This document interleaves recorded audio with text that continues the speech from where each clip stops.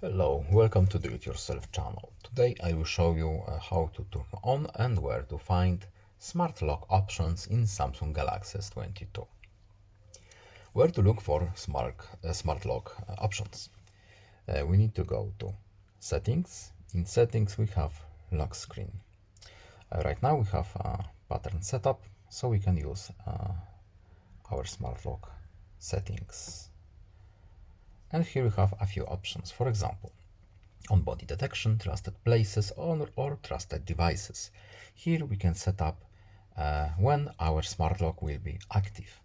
For example, on body detection, to turn it on, we simply turn it on here. As you can see, here is a little warning. The device does not recognize if the body is ours or someone else's, so keep that in mind. Here we have trusted places.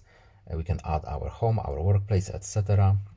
We need to have our GPS and Wi-Fi enabled, and trusted devices, for example, our smartwatch, etc.